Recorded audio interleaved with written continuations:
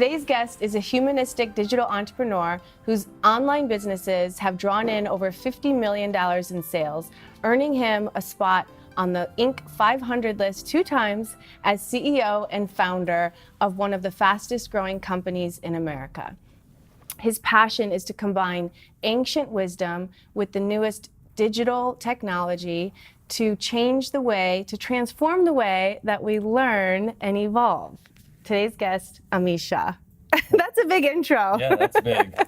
There's actually more because you've accomplished so much in your life in the short time that you've been here, and I was trying to narrow it down. But and you've been my mentor for the past year or so. So Yeah, I definitely want to add that with digital marketing and everything. And you have a very interesting story.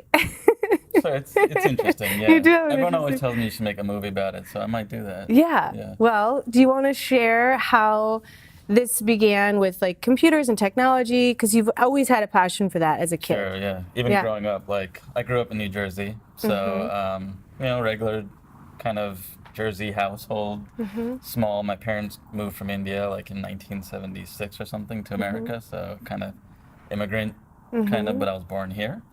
So I'm first generation, I guess you could say. Right. And so we didn't grow up with much money, just kind of getting by, lower to maybe middle kind of income. And so I always had to figure out a way to kind of make money. Right. So ever since I was a little kid, I always figured out a way to make money, whether it was like selling Christmas cards door to door or working at, delivering newspapers, mowing lawns, shoveling snow.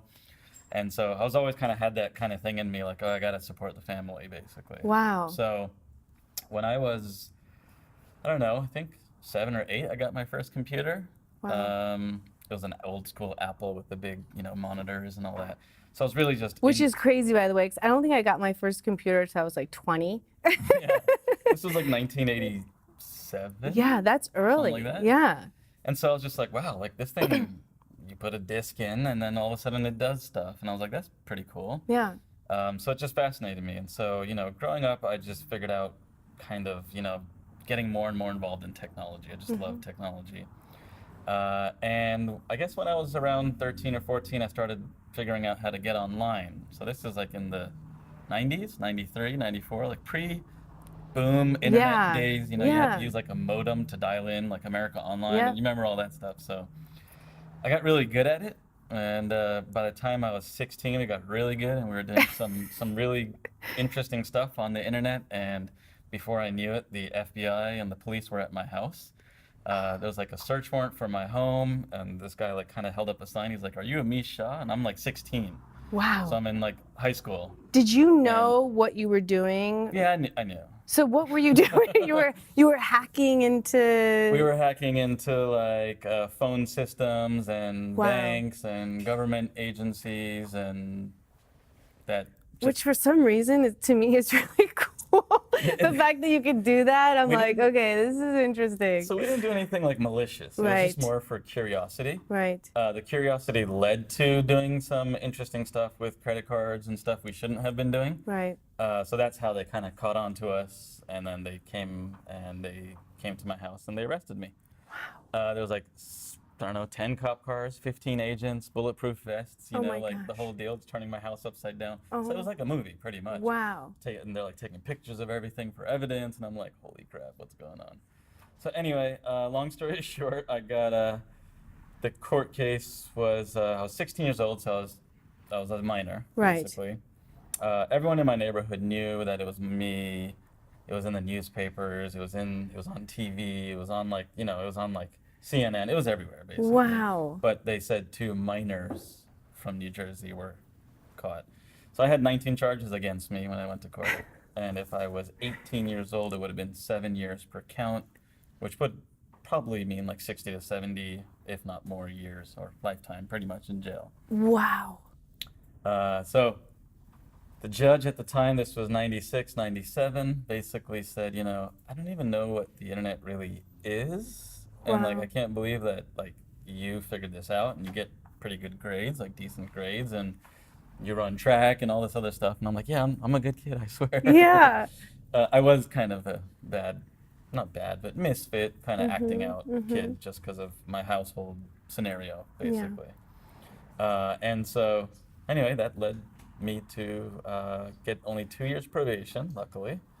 100 hours of community service, washing police cars and just Wow. sweeping the floors and stuff And you like had to that. be monitored on a computer or something, Yeah, I right? Like wasn't you allowed couldn't, to use a you weren't computer. allowed, yeah. Yeah, and like in 1997, if you were in high school or any school, they made every student in America sign a waiver that they won't use computers for bad purposes. That's your fault. So that's that's all courtesy of me. Yeah. That's So crazy. that's kind of like just one part of the story. But I think that seed, because then eventually, when your 20s is when Yeah. you started like I started online marketing. Yeah. Online I marketing. just kind of stepped away from computers, but I knew I was good at them, so I used it to like, I got a job. I did the whole corporate route. I worked for some pretty big companies like Morgan Stanley. Funnily enough, America Online. Oh, I wow. worked for them. Maybe they knew, maybe they didn't. I Yeah. don't know. But either way, I learned a lot through that process. And I was Right. like, yeah, I can't do this. Yeah. Like I can't work for someone else and like climb the corporate ladder when like I know I feel like I know I can do so much more. Right. And it was around that time also that I got into like spirituality and just that whole kind of world. It was something that was definitely in my blood. My parents are from India. Right. So it's like that was always a part of my household growing up, but I got more involved in it. Did you like push away from it though when you were a kid? Going home and eating Indian food and then Right. going out and playing basketball with my boys was like, it was like living two different lives, you Yeah. know? And every now and then we'd have these like rituals at home. They'd put like the bindi on my head and Right. they're like, what's that on your head? You know? Yeah. You didn't want to, I think kids in general don't want to be different anyway. So That's kind of what it was. yeah. And back then, I don't think yoga and meditation were as big as it is now. Back then it was kind of like you were laughed at almost, or you're like a hippie or like one Yeah. of those. Like, that's one of the two options. But now it's like way more prevalent. Now it's like, are you a guru? Yeah, exactly. And so, yeah, that was kind of how it all got started. And, I did feel a little bit out of place when it came to that. But, my mom was very spiritual. And so that's what kind of led me into it. And I said, I don't want to be locked down to like this world. So like when I was 16 and that whole thing happened and we're having trouble with money in the household, I remember my mom went to India, brought home a book because my dad couldn't keep like a consistent job, and it was just about how to change your energy and influence energies of like different deities. And now in hindsight I understand it's more energy based than it is like worshiping a god or a goddess, but it was Wow. about this goddess and Lakshmi, which Yeah. is like the energy of wealth. And so she started practicing this ritual and just reading these like things just to better your mind and teaching them to us. And sure enough, like it was weird as it sounds, like 6 months later my dad had a job and he just retired from that job in like January. Wow. So he had the same job for like 15 to 20 years since that day, basically. Wow. And so I was fascinated by that. I'm like, does that really work? So I went back through that book and I saw a geometric symbol. So here's pictures of like goddesses and like all these lectures about how to be a good human and attract wealth and abundance. And there's this geometric symbol and I'm like, what is this? Like I get math, I get like symbols, like what is all this? So that led me on like Our this brain works so crazy- differently, by the way. I know, right? It's like completely different. I like the goddess. I'm like, ah. Yeah. And so I was like, what is that about? Because I know the goddess stuff was like cool and I understood it, but I was like, it seemed very intangible. Like well, my logic didn't connect what that actually meant. But the geometric symbol was like, okay, like what's that about? And how do you use that to create wealth?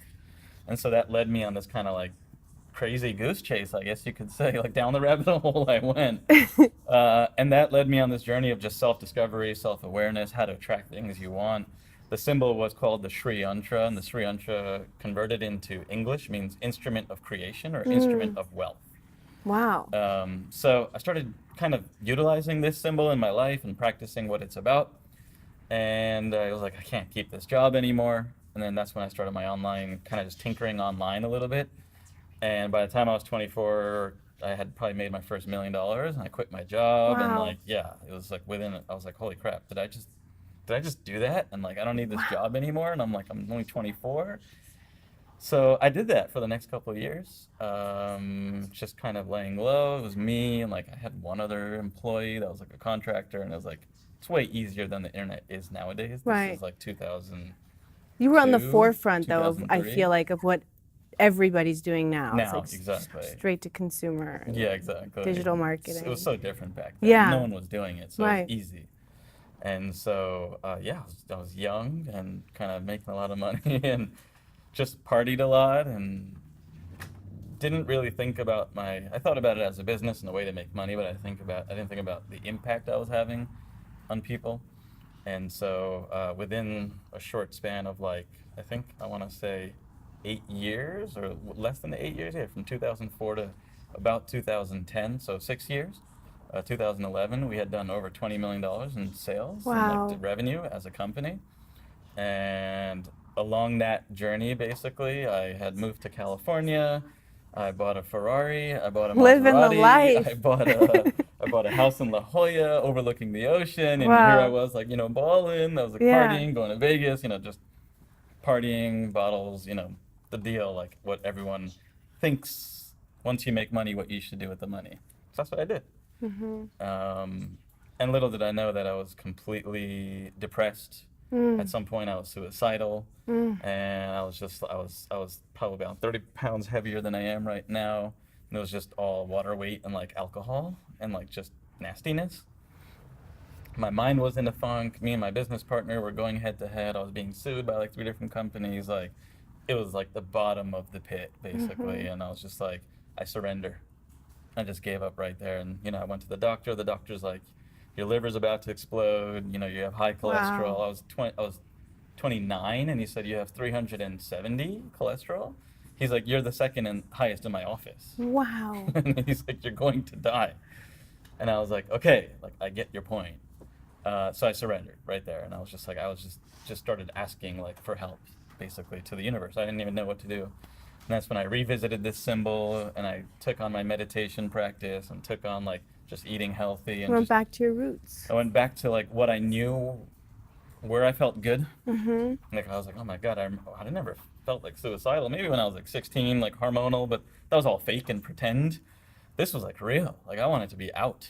Like, I wanted to end my life, and it was done. Like, I was, screw this. Like, Which this story is so fascinating to me, and I see it a lot. Is people think that wealth creates happiness. Still. that's what we're taught. People growing think, up. yeah. And it's so interesting to me. It's not that I like it, but I almost do when I meet people that are really wealthy and unhappy. Because it just continually proves to me that that is not what creates happiness. And It's like, no. It's an internal job. It is. Completely. And it's what you have basically been doing for the last couple of years, right? Yeah. I mean, that's your practice. Yes. And you just got back from Vipassana. Vipassana. 10 days. I mean, do you want to tell people what that Yeah. is in case they don't Sure. know? So from that company, I ended up selling those 2 companies and starting this company about 5 years ago, which was about meditation and natural healing and just getting in tune with yourself and who you are. And so more recently, I came back from a 10-day silent meditation. So a 10-day silent meditation it was pretty hard.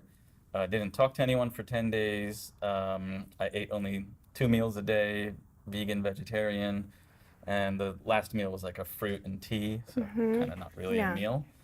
And I meditated for 10 hours a day for those 10 days. Which I think people don't understand. Like, first of all, when you're meditating and you're not moving and you're sitting there for 10 hours, you don't need to eat a lot of food. You So don't. your digestion is totally Exactly. different. But I think the biggest thing, what's so interesting is, as a yoga teacher, people ask me about how do they meditate, and some people can't even sit with themselves for 5 minutes in hard. silence. Oh, I Let wanted alone- to escape. Yeah, that's what you were saying. The first Like, 3 is or it- 4 days and, were like, I'm out. Yeah. I'm planning my escape. Yeah. Like, this is not for me. and everybody that I've talked to that have done that, I've yet to do a 10-day meditation, but they say the same thing. Like day 3, day 4, you're like, I'm out. Pretty much. Yeah. That's what I thought. And, you kind of get past it. And then like day 6 was like these like light bulbs were going off. I was like, oh my God, like realization after realization after realization about my life and how I'm showing up and how I'm maybe attached to certain things, or maybe not even attached, but the opposite, which is like, I don't want certain things in my life, and how we react to those things, and how deep of a subconscious trigger that is, and we don't even realize we're doing it every second of the day. So it teaches you how to become aware of your thoughts before it turns into reality almost. Mm-hmm. So it's kind of like mind over matter, like true mind over matter. Yeah. Pretty awesome. I mean, I'm a big advocate of like everything you need is inside of you, and you have Mhm. to be silent in order to Mhm. hear what your knowingness is trying to Mhm. tell you. But a lot of times we're so busy doing things, and I think when you practice that and you live from that place, and Mhm. everything you do is coming from that place, and Exactly. it's obvious in It's what you're what I did doing. 5, Yeah. 6 years ago. I just gave it all up, surrendered, and I'm like, what should I do? And like ancient wisdom just kept coming up, and I was like, all right, well, I'll figure this out. And I love that you're combining like the ancient wisdom and all the knowledge that you have with technology, and you're bringing it to the masses, and Mm-hmm. it's so amazing. I'm so Yeah. grateful to have you in my life. Yeah. No. Yeah. So Same. It's awesome. There's everything I believe in life is like a mirror. yeah, And everything you see in life is nature. Everything we experience in life is nature, and it's just a reflection of yourself.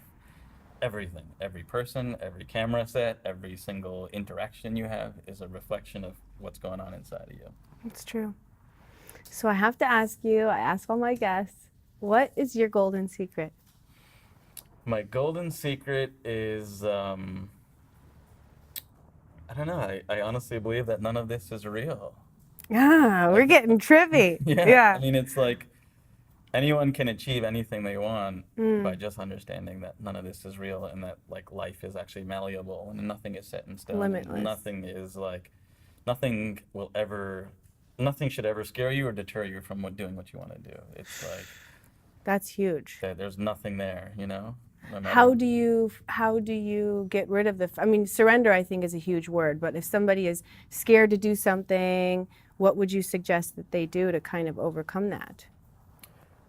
It's not easy. Yeah. I think it's just about understanding your thoughts. It's hard to not let your mind take you places. Mm-hmm. Your mind always is attached to something that happened to you in the past. Mm-hmm. So something that scared you before is going to probably scare you in the future. And then so you're anxious because something happened in the past, right? Mm-hmm. You're living in fear because something happened in the past. And then you're anxious because you're scared that's going to happen again in the future. Mm-hmm. So presence is pretty much always the key, is being as present as you can so you're not attached to any of those directions. It's Yes. just right now. Whatever's Yeah. going on right now is what's the reality of life at this moment. I absolutely agree, and I've been really trying to practice that this past year, I would say. It's hard in Being this present. kind of society we live in Yeah. and everything, but There's a lot going on. practice. Yeah. Thank you so much, Thank Amish, you. for coming. Yay! Thanks.